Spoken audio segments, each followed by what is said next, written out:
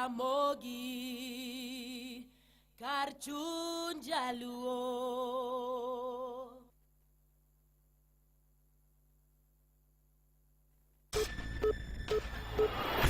Matuch e kor gwenge gi Roda Odhiambo.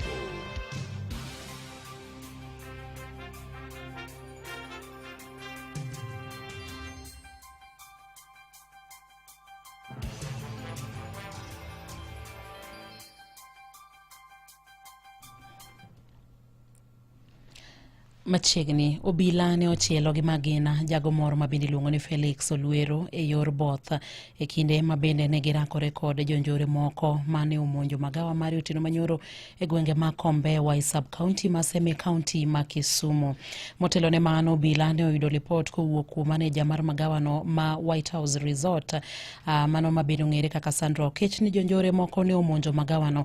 Gino mabende no chuno obila mondo mi ne chop kanyo mapiyo piyo kalure ni mano keno okang' mokwongo kendo mano en okang' mar abich ma jonjore go setemo monjo e magawano mar White House Resort. Ringre jagono nosetere kar kano ringre jomotho ma Kombewa sub county hospital mochari ka irito mondo mi otimne bero. Komachielo en Ogai mar do Martha Koome ochwalo ng'ure wi seyo mabende biwo kuom bad migawo mar do kod weche mabende ke mbui mago mabende buogo ngima jotich mag do ka olero ne gik makamago rocho chenro mag do kod ratiro mar do. Koome ne lose gwenge mag Mombasa e kinde romo mar bad migawo mar do mabende ka bende okwayo jong'ad bura kod jotich mag do mondo mi one ni kinde ka kinde giluwo chike ma pacho kae.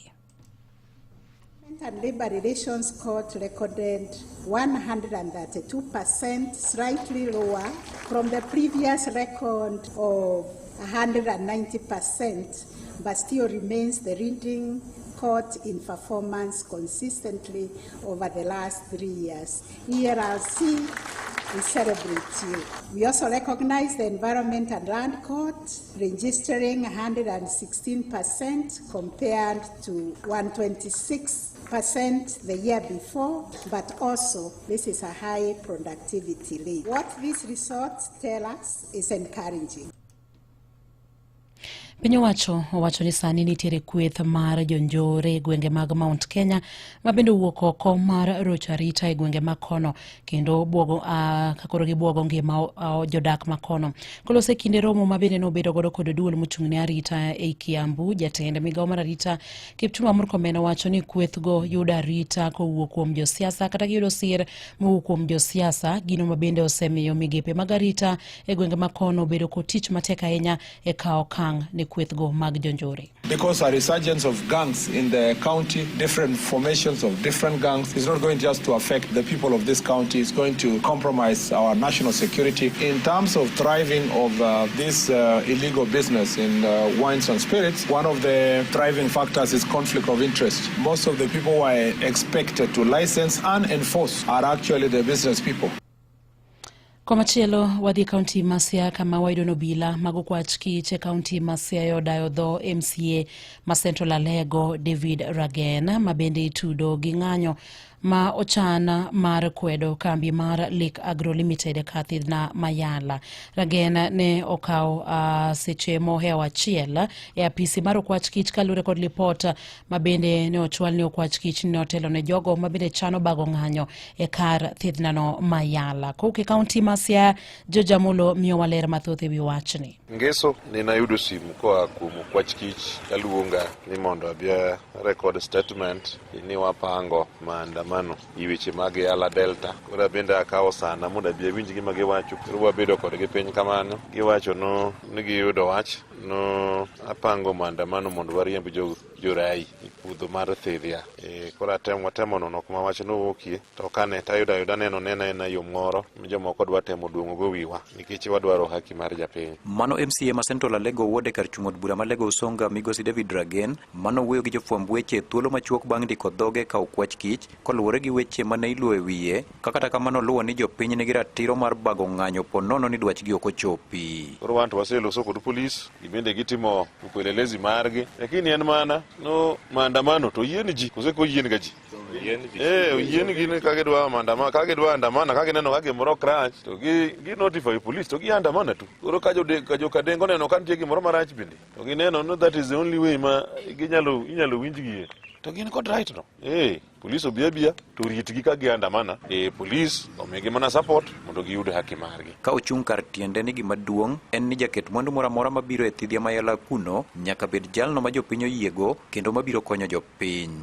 Waloso kod polise maber lakini gima duong' maloyo gimoro amora en ni Yala Delta en puodho mar japiny. Koro ka en puodho mar japiny to an gima dwaro mondo tim en ni Yala Delta no bed registered mondo japiny oyud kore to kendo japiny no mabiro decide ni investor mane magidwaro. Adiera ma Nyasaye bende kiwuotho tiyudo ni japiny bende oseamuan ng'ano magidwaro. Koro ng'ama gidwaro en ng'ama nyalo migi employment, ng'ama nyalo ndikogi, ng'ama nyalo tiyo kod that farm in the right way. Mane ng'ama japiny dwaro. Migosi Regina Baba manoten gi jopiny bura e kinde manodhi ndiko dhogeno notielo ni gima gidwaro en lokruok e ngima jopiny to ok weche mag buogo gi koni gi kocha. Dominion kane ne tiyo kuro to Dominion nondiko ji mang'eny kabisa.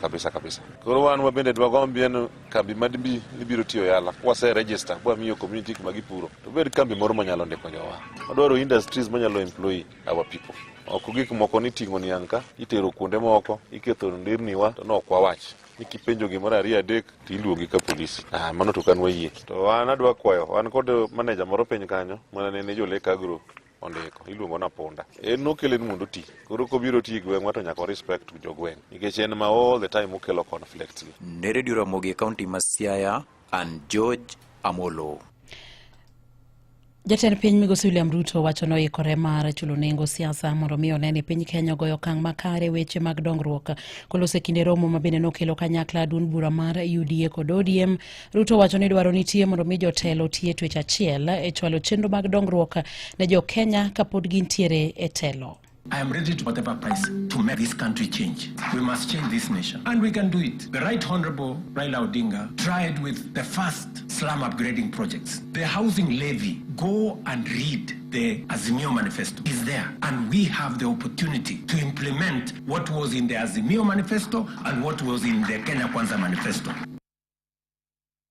Jatend piny wacho ni okomor ahinya kod kweth ma bende kwedo riwruok mare kod jatend duond bura mar ODM Raila Odinga kojiwo jotelo mondo ketenge weche mag siasa kendo keto maino margi e weche go mag dongruok. But we are playing in the wrong league because leadership, me and you, are refusing to stand up to what this country needs. This is not about William Ruto. I am here today, I will not be there tomorrow. This is not about Raila Odinga. It's about the country called Kenya, where today we have the privilege to be the decision makers, which way it is seated. Jatend duond bura mar ODM Raila Odinga owacho ni okang' ma bende ne okawo mar riwore kod jatend piny Migosi William Ruto ne en kalure kod midhiero ma bende nokwako pacho kae higa mokalo. Odinga olero ni kaka jasiasa marahuma e pacho kae ne oneno midhiero ma bende nokwako pacho kae kendo ne okawo okang' mano matiyo gi jatend piny Migosi William Ruto mondo mine gitiek liet ma siasa kendo kelo dongruok e pacho kae mangima. How did we find ourselves together and why are we here today? In life of a nation, there comes a time when danger knocks on the door. As leaders, we are supposed to scan the horizon, spot the danger, and act to subvert that danger. In 2024, we understood that the dark clouds that were gathering over Kenya could have been exciting, but they could also mark the end of Kenya. Raila omedo ni okang' ma bende Ruto ne okawo mar riwore kode osekonyo ahinya e tieko wich kuot ma bende piny Kenya ne nyalo yudo e kind pinje mamoko. We came together to create an environment in which we can discuss our issues and differences as people of one nation. You know, and as you know here, there are countries that cannot discuss their issues at home. In my life, I've attended many meetings in London where African leaders are ferried to foreign capitals from their own collapsing countries to discuss issues they cannot discuss at home. Go together to spare Kenyan that shame. Migosi Raila bende koro dwaro mondo ting' mar rango kaka governors tiyo kete lwete MCAs olese kinde romo makanyakla e kind duond bura mar ODM kod UDA. Raila wacho ni ting' mar rango kaka governors tiyo konego beda mano ma senators. Bende owacho ni senators osebedo ka ketho seche gwelo governors mondo mi ochope nyimgi kendo duoko penjo e wi gedo mag pinyni mamoko kuomgi onego beni timo kod sirikal mamalo. Raila koro kwayo mondo mi med counties omenda mamoko rieko ne chenro mag dongruok. Jod bura mawuok e gwenge mag Mount Kenya mabende siro mane en jalup jatend piny Rigathi Gachagua kendo jokanyo mag duond bura mar UDA koro dwaro mondo mi kik nywandgi romo mabende nobede kind duond bura mar ODM kod mano mar UDA. Jalup jatend duond bura mar DCP Cleophas Malala wacho ni romo no en mano mar geto twak ewi okang' monego kaw ne jagoro maduong' mar ODM Edwin Sifuna kod chuga pisi mar Prime Minister Raila Odinga. Malala odokne Sifuna ewi seyo mabende biwo kuome kod moko kuom jotelo mabende wuok e duond bura mar ODM kowacho ni Raila Odinga osewito mbi mare kuom ne riwore kod sirikand Kenya Kwanza. Wadhi kaunti ma Migori kama wayudo ni chenro mag thieth moko kuom ute thieth e kaunti ma Migori nobedo kod ng'ikruok kata obedo kod ng'ikruok kalure kod ng'anyo mar nurses e kaunti no. Ng'anyo no mabende kawuono donjo odiochieng' mar 8. Nurses kokalo kuom riwruok margi oramo ni gibidok e tich nyaka piny owacho mar kaunti ma Migori chop dwachgi. Jagoro mar riwruok mar nurses Ezekiel Mbira owacho ni pok giyudo duoko moro amora kalure kod kwayo mabende ne giseoro kata ne gisechwalo ne piny owacho mar kaunti no kendo ogibedo kitich nyaka piny owacho mar kaunti no chop dwachgi. Koke kaunti ma Migori Jojuma miyowa ler mathoth. En dala boro ka chenro mag thieth rochore e kuonde thieth mopogore opogore e kaunti ma Migori kawe kod ng'anyo mar nurses madhi nyime e kaunti ni. Thoth nurses nitiere pacho ka gisayo tend kaunti ma Migori kuom rem chopo dwaro margi. Ten nurses ma otele kod jagoro margi Ezekiel Mbira kaachiel kod jakom margi Harrison Wendo wacho ni kuom gigo eko momiyo gidhi e ng'anyo gin moting'ore mar kaunti ma Migori keto e tim winjruok mane obedo e kind nurses kaachiel kod piny owacho higa mag 2017. Nurses ma Migori kaunti osebedo ka ywak ahinya kaluwore gi return to work formula. Waluongo ni return to work formula mano bedo signed 2017. Return to work formula ni nitiere gi weche maluwore gi meto mar osara kendo achiel kendo e weche ma omiyo nurses osebedo ka dhi e ng'anyo Migori kaunti ka en koso bedo go office mar director mar nursing services. Nursing services gi nurses te duto te mantie iye en oganda maduong'. Kani ok en jok madang' bede bwo jatelo machielo, en nyaka bed gi jatende mawinje. Nurses nie gomo, en gomo moyangi kaluwore go kenge mwasedhi duto te. Migori nurses wakwayo ni beduru dala nyaka chieng' moro wanyisu ni uduoge tich. Wendo wach ni kata mano sara mane omedi kod piny owacho ten kaunti ma Migori pok oketo tim nyaka sani. Nitiere msara mane sirikal mar Ruto omedo jotich iluongo ni SRC o approve. Tinwang'o ni jo Migori otamore keto pesa ni e osara mar jotich. Tendruok man nurses e kaunti ma Migori wacho ne nitiere nurses maromo 500 ma osekwamo e ngas achiel mar tich kuom higni buora ka giwacho ni ten kaunti ma Migori osebedo mana katero gi koni kod kocha e weche medo gi ngas mar tich. Motion and redesignation. Nyaka sani county government ma Migori nosenyisowa ni gisechwalo barupe ji mar nurses 518. Jogo duto mosebudho kapok oyudo promotion kinde malach to kinde gi ng'enyne en higa 4 kadhi mbele. Nurses gima wane gisebedo kod buche mathoth kod ten kaunti ma Migori tongo leo malong'o ma buche gi koro osenyuolo oramo ni ng'anyo margi biro dhi nyime nyaka chieng' ten kaunti ma Migori winj ywak margi. Giwach ni onge bwok moro amora mabiro tamo gi dhi nyime kod ng'anyo margi ka gimanyo ratichgi. Kech gigi kok giwinjo to mondo nurses odoge tich ok nyal bedo mayot. Nyaka sani pod wachung' ni nyaka sirikal winjre kodwa e wechwagi ma kok giwinjore to pod nurses nigi thuolo mar dhi mbele gi ng'anyo. Nyaka sani pok wawinjo yo moro makare kaluwore gi duoko manego bed ni watero ne nurses. En ng'anyo manolandi kokalo dwe mar 5 tarik 29. Tend kaunti ma Migori kawo kal kuma pis ma director mochung' ne wechego mag tudruok Walter Guda olero ni tend kaunti ma Migori dhi nyime kod manyo yore matieko ng'anyo mar nurses. Ne nyaka londo maramo ikuok e kaunti ma Migori, An Jo Juma. Mago ne matuch. Imedo winjo weche manyien gi Roda Odhiambo.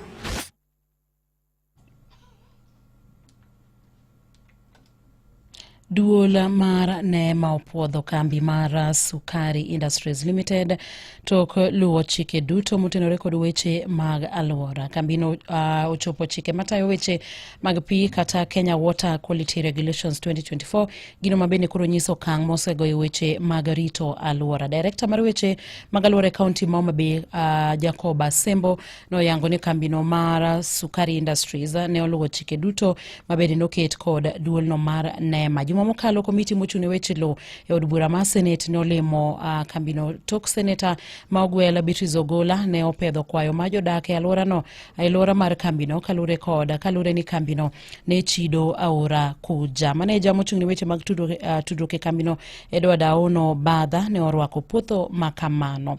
Mane mabendo kelo giko mag weche manyien mago matuche kor gwenge gi lak sechegi tudri kod Ochieng' Emmanuel kochakre sa 11 ne weche manyien. Imedo winjo matuch e kor gwenge gi Roda Odhiambo. Mago ne matuch e kor gwenge gi Roda Odhiambo.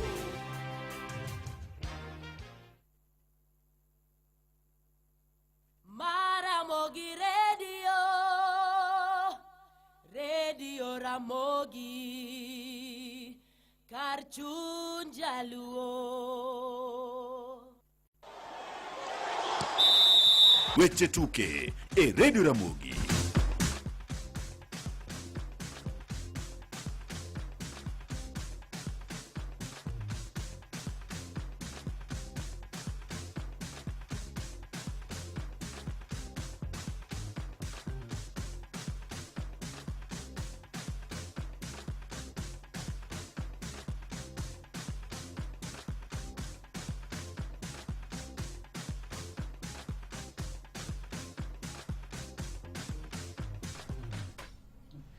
Jakomo chung'ne tuke mag chane pacho kae Nicholas Musonye onyiso johera mag opira chenro dhi nyime mar neno ni alap tuke ma Kasarani oyaw bang' kane johera omuocho tulo bang' Harambee Stars ne rodho Zambia gol 1-0. Kane otwak e wang' jowi mar Citizen, Musonye ne oyango ni twak dhi nyime maneno ni kuma bende nochiw owit oko ka Harambee Stars koro dhi rakore kod Madagascar chieng' tich abich mar jumani. CAF. LOC is talking to CAF. FKF, which has been hit hard with these penalties, are also talking to CAF. It's a concerted effort so that we don't limit our fans from attending the matches. And the CAF should be reasonable enough because our people are getting excited every day as we move forward to these other matches.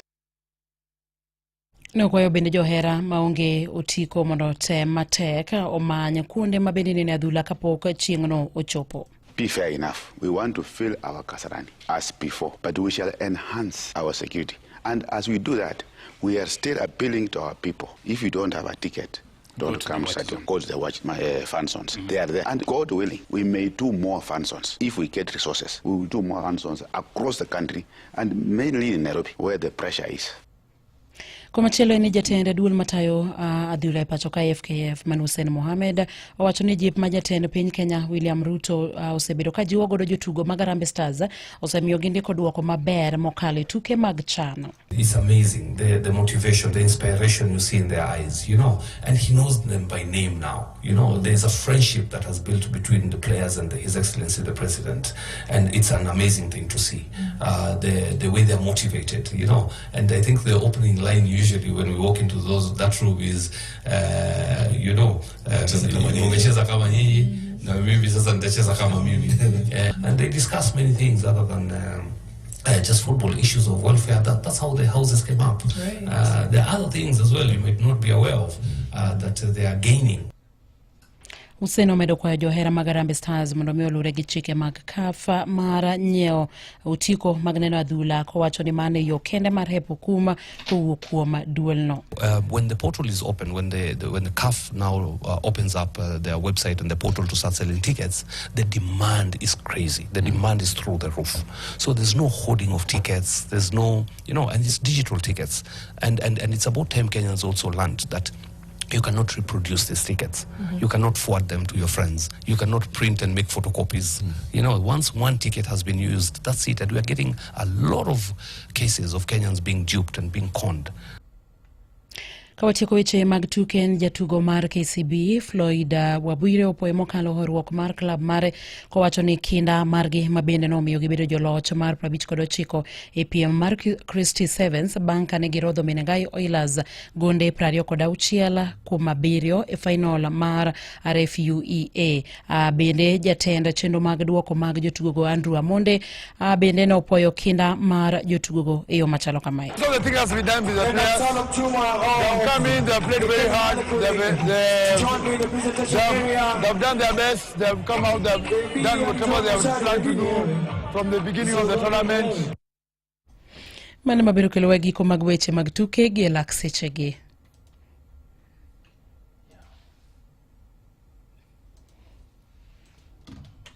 Awinjo weche tuke e Radio Ramogi, kar chuny jaluo.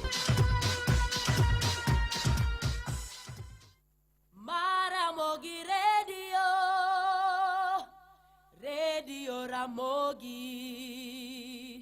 kar chuny jaluo.